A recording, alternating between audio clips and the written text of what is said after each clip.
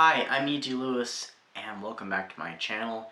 Today we have a twofer. Not only is this a new Dracula review, but it's also a Pride Month review, so kind of a double going on here. Bear with me, I've been sick for like half a week now, and I was feeling well enough to at least attempt to do a video, so hopefully this goes well. So anyway, what am I reviewing? I'm reviewing Dracula's Daughter, the 1936 Universal Studios classic film. So Dracula's Daughter was the second successful sequel produced by Universal Studios, the first being the year prior with Bride of Frankenstein, which has been considered to be superior to the original. With Dracula's Daughter, I don't feel like it's considered to be, and I definitely don't think it's superior to its, original film, but it's still a quite good one to watch. So, I think very much this one got to come about because of the success of Bride of Frankenstein the previous year, and it's definitely an interesting film. It almost got James Whale, the director of Bride of Frankenstein, The Invisible Man, The Old Dark House, and Frankenstein, but unfortunately, I'm not really sure why he didn't. Either he wasn't available, he didn't want to, or some other factor. This was the last horror film that was produced by the Laemmle-run Universal Studios, and it was at a time that horror films were kind of going down in popularity. People weren't so interested in that, especially with the onset of World War II, close at hand. Horror films wouldn't make a comeback for a few more years during the newly run Universal Studios. But I think that Universal's first run of horror films, I think, ended on a great note with this film. So this film came out in 1936, as I already said. It stars Gloria Holden. Gloria Holden was rather hesitant to take this role because she didn't want to be typecast like Bela Lugosi was as a vampire and for horror films, but she does a great job in this film, and she definitely makes the character her own. So this film, similar to Bride of Frankenstein, takes place mere moments after the end of Dracula. So we open up at Carfax Abbey. Renfield's body is discovered at the bottom of the stairs, strangled, and his neck broken. Van Helsing is found in the next room. He's just staked Dracula, and he's put under arrest by Scotland Yard. Well, it wasn't Scotland Yard, it was the Whitby police, but Scotland Yard are the main police force during the film anyway. And then not long after that, Van Helsing is pleading his case. He's much more subdued in this film. He's not quite as energetic and over the top as he was in the previous film, and he is the only returning character and returning actor from the previous film, played by Edward Van Sloan. So after Van Helsing has been pleading his case, a mysterious woman comes asking the Whitby police to see the body of Count Dracula. She's of course refused, and she is forced to use her powers. We soon learn that she is the Countess Maria Zaleska, the daughter of Count Dracula. She steals the body of Dracula and performs a ritual to cleanse Dracula's body, to dispose of it, and also escape her father's evil curse. Soon, however, she discovers that she has not escaped her father's evil curse. She is still a vampire and has to, fulfill the needs of a vampire, to go out and stalk prey and drink blood.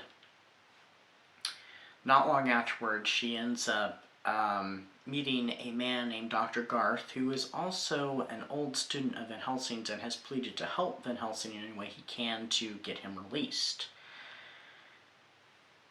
Garth is a psychiatrist, and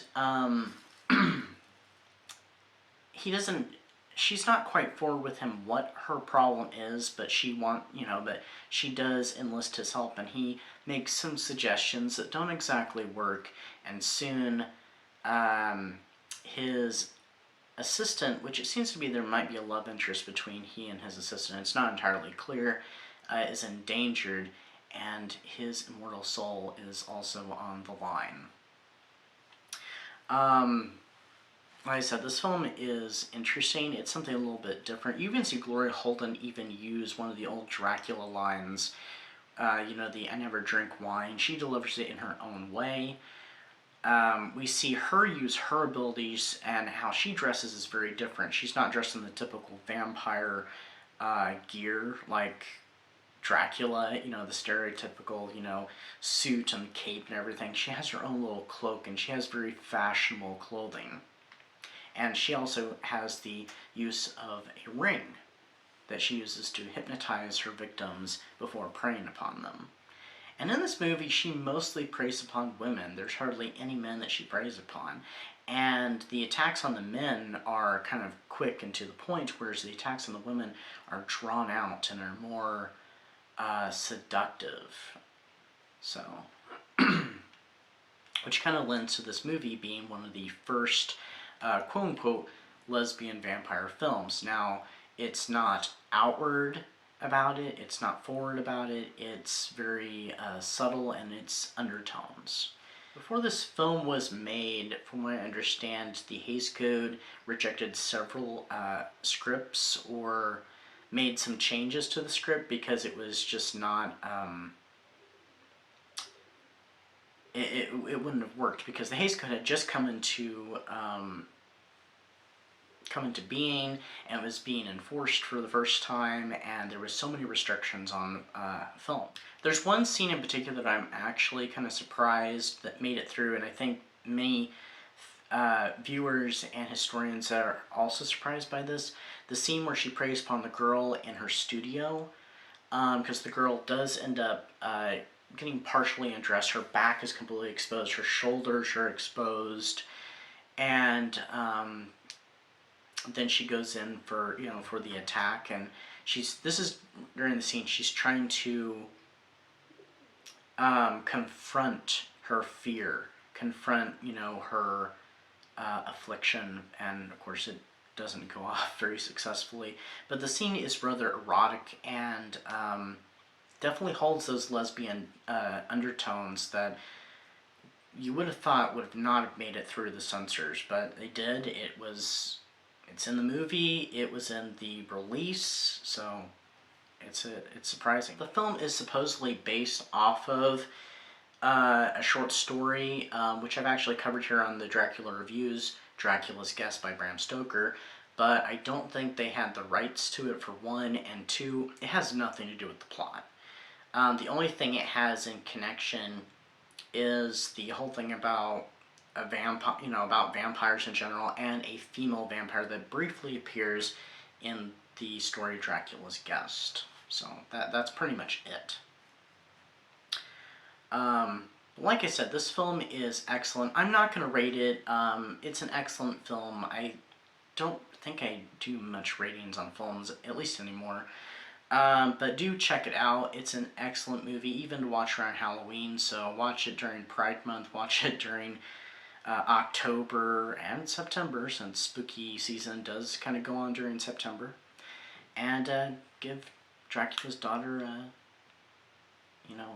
try.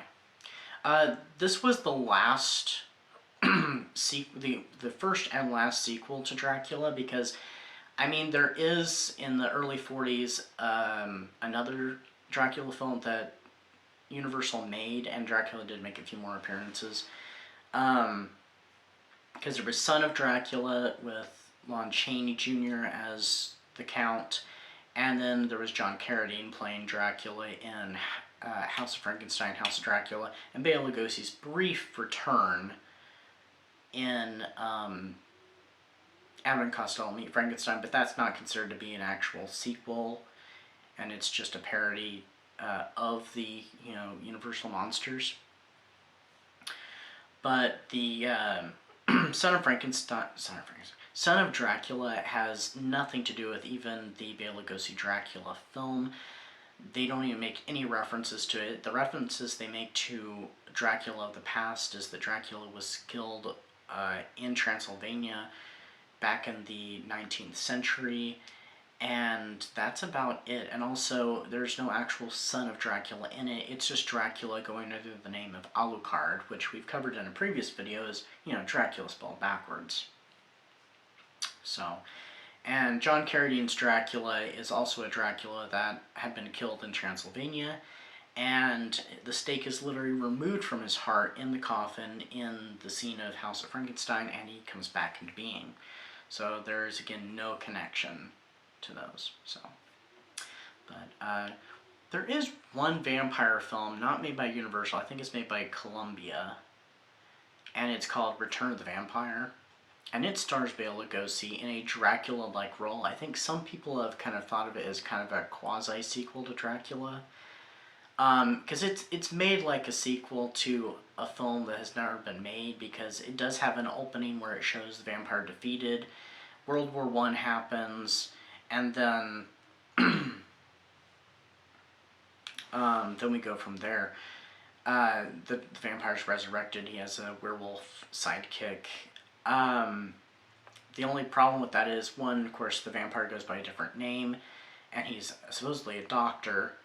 Of course, it could be Dracula using an alias, and, pretending.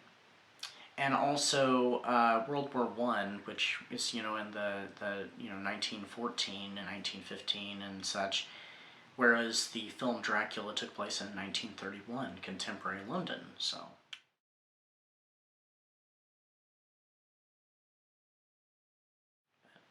Anyway, so I hope you enjoyed this review, and do check out my other Pride Month reviews. I've had some in the past few years. I plan on doing a few more. Hopefully I'll feel better by then.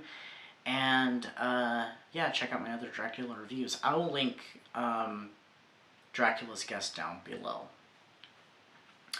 Anyway, stay safe, stay spooky, and happy Pride Month. Until next time.